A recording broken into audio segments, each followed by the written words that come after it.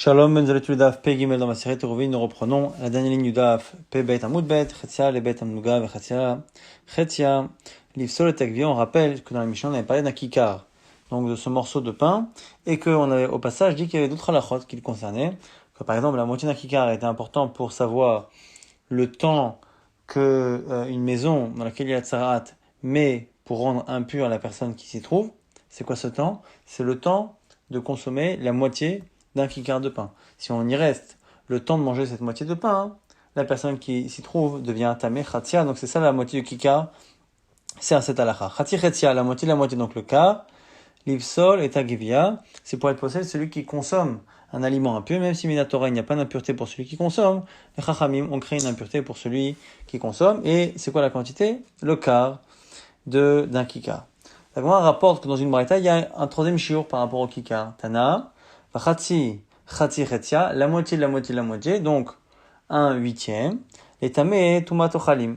C'est pour que un aliment impur puisse rendre un autre aliment impur par un contact. Ça, c'est à partir d'une quantité de 1 huitième de un kikar. Et la Gemara, du coup, pose la question, pourquoi, puisque dans notre Mishnah, qu'on a cité le kikar par rapport à Eruvin, on a développé toutes les autres halachot qui concernaient le kikar, la moitié du kikar, le quart, la suite de l'idée aurait été de mentionner cette halakha qui, en plus, va dans le même sens, un huitième, un demi, un quart.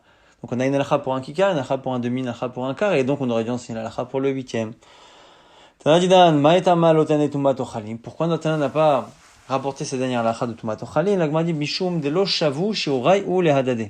Il dit parce que, dans le cas de cette halakha-là, eh bien, on n'arrive pas exactement au même shiur. C'est-à-dire qu'on ne calcule pas exactement avec les mêmes mesures, donc on n'arrive pas à un huitième qui représente exactement la moitié du quart. Donc, si on écrit un demi, un quart, un huitième, on aura l'impression que vraiment, à chaque fois, on divise par deux. Or, comme on n'utilise pas exactement les mêmes unités qu'on va le voir tout de suite, eh bien, c'est pour ça qu'on a préféré ne pas l'enseigner. Pourquoi? Détaillé, c'est marqué dans une braïta. Kama shiur chatzi pras. Combien est la quantité de ce qu'on appelle la moitié d'un pras? Donc, le pras, c'est déjà la moitié d'un kikar. Et maintenant, on parle de la moitié d'un pras. La moitié d'un pras, on dit ici shte betzim, chaser kima. 2 betzim, le volume de 2 œufs, moins quelque chose. Donc là, on est par rapport justement à ce chiot-là de possel et takvia. On a vu que c'est un kikar, donc c'est à peu près 2 pras. Eh bien, plutôt c'est un pras, donc c'est ce khatsi pras, c'est déjà le quart d'un kikar, puisque le pras c'est la moitié d'un kikar, donc khatsi pras c'est le quart. Donc c'est bien cette halakha de possel et takvia. Lui nous dit c'est 2 betzim. Chaser kimaa, moins quelque chose. Un tout petit peu moins que 2. Divrei Rabbi Yuda, c'est Rabbi Yuda, Rabbi Yossi Omer. Shte betzim sochakot. Lui, il dit c'est 2 betzim, mais 2 betzim larges. Et chez Rabbi, shte betzim verod. Et Rabbi, lui, il a dit que c'était 2 œufs et quelque chose en plus. Et c'est combien? Kama verod, echad, meisrim, bebetza. C'est 1/20 de plus. Donc, c'est à peu près, 2,05 betzim. Donc un qui dit un peu moins que 2, l'autre qui dit 2 large, et un qui dit 2,05. Ça, c'est par rapport à la halakha justement de Gvia. Donc le fameux quart de kikar. On a dit un demi-kikar pour une halakha, un quart pour posséder ta Gvia. Veilou gabet uma tochalim, par rapport à la halakha d'un huitième, Tanya se marque d'une braïta, Rabbi Natan ve Rabbi Yossi Omer, Kebetza shamru kamoa ochlipata, chamomrim kamoa belo klipata.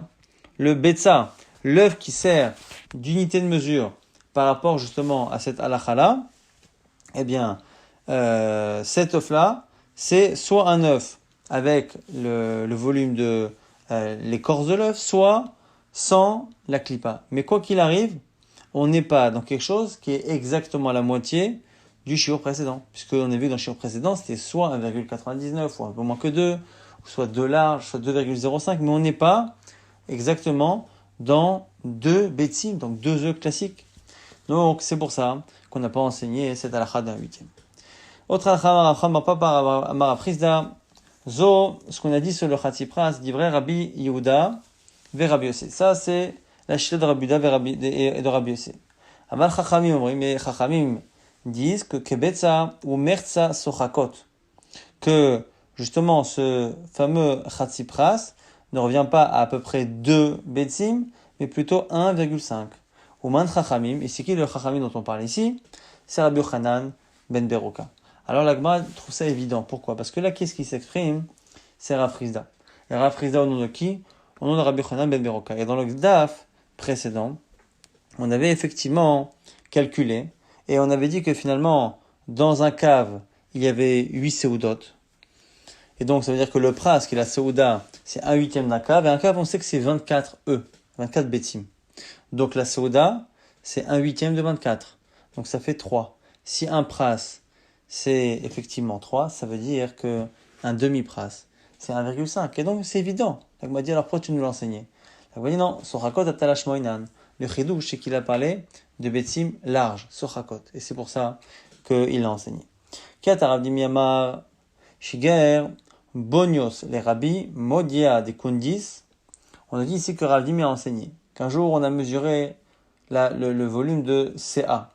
Une CA, des mines Neusa, de l'endroit qu'on appelle Neusa, et chez Rabbi Matan, le Sheva Esrin, Esre Bein. Et on est arrivé au shiur de 217 Betsim, 217 pour le shiur de CA.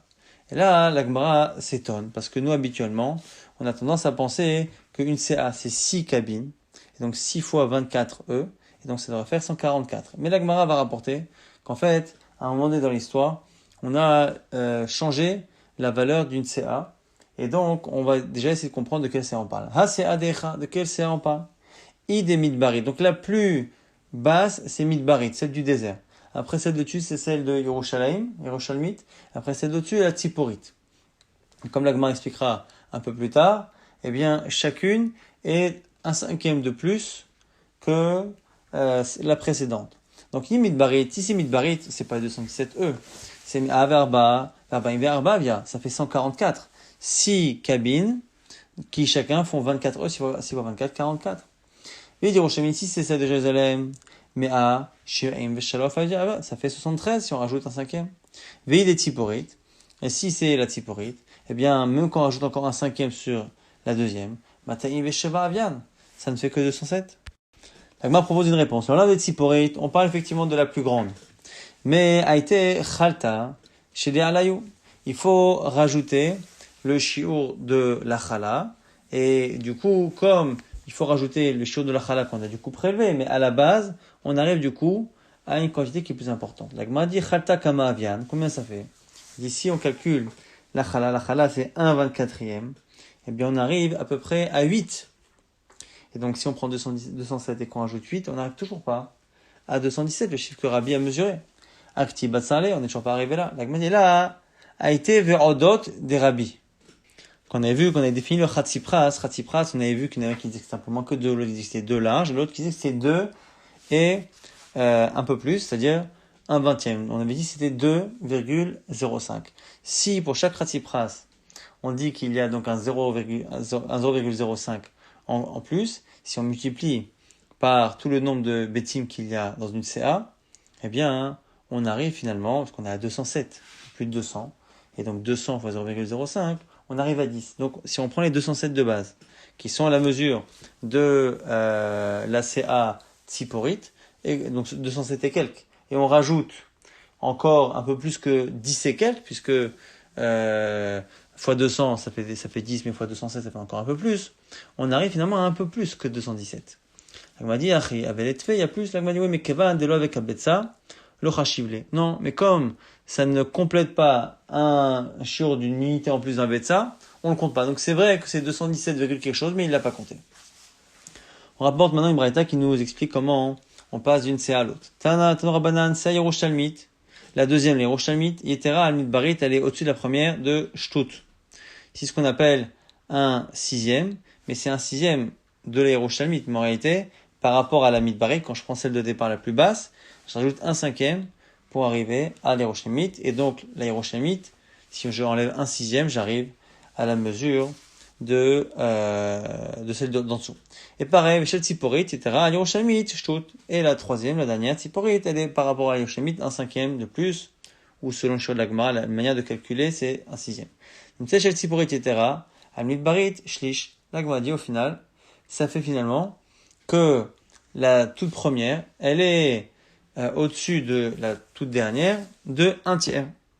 La Gemara va avoir un problème. C'est un problème mathématique. Pourquoi? Parce qu'on a dit que si on calcule en sixième, comme la Gemara s'exprime, c'est-à-dire que si on prend les trois mesures de CA, donc la première c'est la tziporite, en dessous Yerushalmite, et en dessous on a la midbarite. La première, si je veux arriver à la mesure d'en dessous, je dois lui enlever un sixième. Mais un sixième de quoi? D'elle-même. Donc un sixième de la tziporite, j'arrive à celle d'en dessous. Pour après passer de celle du milieu à celle d'en dessous, il faut que j'en enlève un sixième, mais un sixième d'elle-même. Donc les deux sixièmes dont on parle ne sont pas le même sixième. Première fois on prend le sixième de la tziporite, et la seconde fois on prend le sixième de la Yerushalmite. Et donc même si un sixième et un sixième, ça fait deux sixièmes, ça fait un tiers. Mais là c'est pas possible parce que c'est pas les deux mêmes sixièmes. Une fois c'est un sixième de la tziporite, une fois la Yerushalmite. Donc la Gemara va exprimer ça sous forme de calcul. Il dit shlish neman. Le fameux tiers que tu me dis à la fin, il est le tiers de qui? Il est machish de midbarit. Si tu dis que c'est un tiers, au final, de la midbarit, de celle du bas. C'est pas possible, on va faire le calcul. Mais que des chiches de midbarit, kama avec combien ça fait un tiers de la midbarit de 144? Sarbaim betamia, ça fait 48. Velu otfa, shitin utlat. Alors que là, on voit ici que la différence qu'il y a entre la dernière 144 et 217, c'est beaucoup plus. C'est 63. Mais là, chez Yerushalmi, si tu prends le tiers de celle du milieu, alors aussi on va faire shlish dida combien c'est comme avec Hamshin Betamia, Nechitilta un peu moins que 58. Vélo Rotfa, Shtinutlat, et nous on cherche 63 comme différence. Mais là, Tiporé, si tu veux prendre le tiers de celle du dessus, pareil, chez Dida comme avec combien ça fait Shivain Nechechada, 69. Vélo Rotfa, Shtinutlat, et nous on sait que c'est 63. Et là, Marabiomi Rikama, la Gemara dit c'est à peu près alors. C'est à peu près un tiers. Ou shlishela, karov le mersa, des midbarit. Et un tiers de la tziporite, eh bien, c'est à peu près karov, c'est proche de la moitié de la midbarit. Donc là, on fait un peu de l'à peu près. C'est-à-dire qu'on dit quoi? On dit finalement que le tiers de la midbarit, de la tziporite la plus grande, c'est 69. Ça correspond à peu près à la moitié de la dernière. 144, la moitié, ça fait 72. Bon, c'est à peu près. Et en plus, on nous dit que, du coup, la différence qu'il y a entre la tziporite et la midbarit, entre la première et la dernière, eh bien, comme elle est 63, eh bien, c'est à peu près le tiers de la grande qui est lui 69. Donc, le chiffre 69, qui est le tiers de la grande, il correspond à peu près à 6 œufs près à la différence qu'il y a entre la première et la dernière, et il correspond à 3 unités près à la moitié de la dernière CA. Bon, la Gemara dit, mais c'est à peu près, Matkif la Ravina. Dès Karov, quand on est dans la Bretagne, on n'a pas dit que c'était à peu près. Donc la Gemara dit autre chose. Et là, Ama Ravina, on a mal compris l'histoire de Shlish. Comment il faut expliquer? Achikama. Nimset Shlish Shel Tzipori. Le tiers de la Tzipori, donc le tiers de la CA la plus élevée, donc qui est celle qui fait 217 et quelques, et dont le tiers fait 69. Be'odiot Shel Rabbi. Quand tu rajoutes effectivement les odiot Shel Rabbi, c'est-à-dire que c'est bien la version donc 217 et non pas 207, ok. Yetera al merza Shel Milbarit, Shlish Betza. Et la différence qu'il y a entre donc ce tiers là de ce 217 qu'on a dit qu'on faisait un cinquième, on peut arriver soit 207, soit 217. Pour arriver à 217, il faut rajouter, pour chaque 2 œufs, il faut rajouter 0,05. Si on prend cela, on n'est plus à 207, mais à 217. Et à ce moment-là, 217, le tiers, il est de 72. Et 72, c'est le tiers de la grande CA. Et ce tiers de la grande CA, il est juste en dessous. Non, c'est 72,3, 72 et 1 tiers, et donc il est un peu plus grand de 1 tiers d'un œuf, de quoi?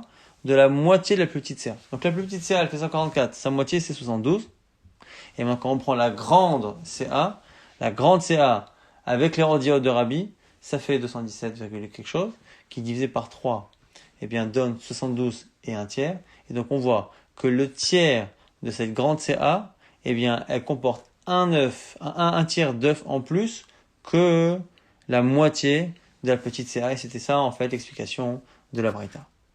On finit cette suga avec une braïta, Tanora Banan, Reshit, Arisotechem, Chalat, Tarimut, Teruma. Au sujet de la Chalat, c'est marqué qu'il faudra prendre Reshit, Arisotechem, les prémices de vos pâtes. Et ici, on fait une racha à partir de laquelle on va apprendre à partir de quel shiur on a la mitzvah de prélever la chala. Kedei Arisotechem, il faut que vous ayez de quoi manger l'équivalent d'une pâte normale. Kama Arisotechem, c'est combien? Kedei Isat Amidbar. C'est ce que les gens qui sortaient du désert au moment de la sortie d'Égypte consommaient. Mais Kama Isat Amidbar, dirti vers Omer, à Serita Efa, ou au sujet de la maths, c'est marqué que le Omer, c'est 1/10 d'une Efa. Mais Kanamro, de là on a dit, Shivra Revaim, Kamar Ve'od. Si on prend 7 quarts d'un cave, Chayavet Bechala, à ce moment-là, il faudra prélever la chala, En Shisha, Shel Yerushalmit. Donc ça revient à peu près à 6 quarts de Nisa Yerushalmit, Mishel Chamisha, Mishel Tzipori, et ça dépend si maintenant on parle en Tzipori, eh bien ça devient des cinquièmes. Donc c'est 7 quarts, ou plutôt 6 quarts, ou 5 quarts, en fonction qu'on parle en Midbari, en Yerushalmi, ou en Tzipori. Et on termine là-dessus, Mikanamro, Ochel, Kemida Zohare, Zebari. De là on apprend que celui qui mange ça, il est encore en bonne santé, au Mevorach, et il sera béni. Yeteralken, celui qui mange plus que cela, Ra'aftan, il est quelqu'un c'est un glouton, et Pachot Mikan, Mekul Kalb, mais ceux qui mangent moins, eh bien c'est pas bon pour sa digestion. Nouvelle Mishnah, Tchechatsen, Janji, Mirpeset, Shacharu, Velo, Irvu. On a ici une cour. Et dans cette cour, on a une sorte de terrasse, des gens qui habitent sur une terrasse. Et donc il y a les gens qui habitent dans les maisons qui sont autour de la cour, et il y a cette terrasse-là. Et Shacharu, Velo, Irvu, ils n'ont pas fait un Eruv Be'achad. La cour a fait un Eruv entre eux. Les gens de la Mirpeset entre eux, mais pas ensemble. Kol, Shegavo, Asarat, Fachim, les Mirpeset, Pachot Mikan, les Chatser. Ce qui est au-dessus de dit Fachim est considéré comme étant la propriété du Mirpeset, et en dessous du Chatser.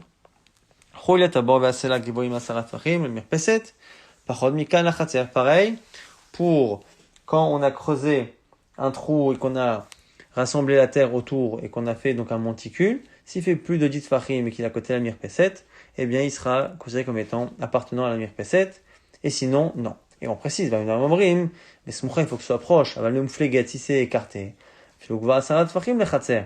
C'est sûr que même si c'est haut, c'est encore considéré comme étant une partie de la cour. C'est quoi proche? Quand il n'y a pas de différence de plus de 4 fachim entre la Mirpeset et ce Chuliat Tabor. La Gemara maintenant va rapporter plusieurs cas. On reparle maintenant d'un sujet qu'on avait déjà vu précédemment. C'est lorsque l'on a une partie qui est commune à deux cours. On a deux cours, et au milieu de cette cour, on a un endroit qui est accessible aux deux cours. Et on veut savoir à qui chaque cour a fait un Eruv à part, mais pas ensemble. Donc ils ne peuvent pas passer de l'un à l'autre. Et on veut savoir du coup cette partie au milieu, à qui elle sera attribuée pendant le Shabbat, donc quel cours pourra y porter ou pas. Et donc ça va nous rappeler certains cas qu'on a déjà vus. On a dit Pshita, lazé pétar, velazé pétar. Si chaque cour a accès de manière égale avec une porte à cet endroit qui est au milieu, eh bien c'est sûr, inu chalon, shemesh techazerot. Ça revient à une fenêtre qui se trouve entre deux cours, où là on n'a pas le droit d'y poser quoi que ce soit pour aucune des deux cours. Lazé bedrika, velazé bedrika, si on a accès à cet endroit qu'en y jetant un objet. On n'y a pas accès par une porte, mais on peut y jeter un objet seulement. Ça revient au cas qu'on a déjà vu également, d'un mur qui est entre deux cours. On a vu que ce mur-là qui est entre deux cours, on ne peut pas y poser ou y prendre un objet, qu'on soit dans une cour ou dans l'autre. Si on a accès à l'endroit en y descendant un objet à l'aide d'une corde, un peu comme dans un puits, et que les deux cours ont un accès égal, eh bien, ça revient au charitz au trou qu'il y a entre deux chatzerot, où là aussi, c'est interdit pour les deux d'y porter un objet. La zé pétar, la zé bezrika, dans le cas où il y en a un qui a accès par une porte, et l'autre qui a accès en jetant, eh bien là, ça ressemble à quoi? Un qui a un accès donc par la porte, c'est-à-dire au niveau du sol, et l'autre qui doit jeter, c'est-à-dire que c'est plus haut que lui. Mais ça revient au cas qu'on avait vu, lorsque l'on a deux cours qui ne sont pas du même niveau, et qu'il y en a une, la cour du bas, qui elle voit un mur, Et le haut du mur pour elle, eh bien, pour la cour qui est au-dessus, c'est le niveau du sol. On avait dit, c'est dans ce cas-là, le haut du mur est considéré comme étant associé à la cour dont le haut du mur est au niveau du sol, parce que c'est plus facile d'utiliser que l'autre qui lance.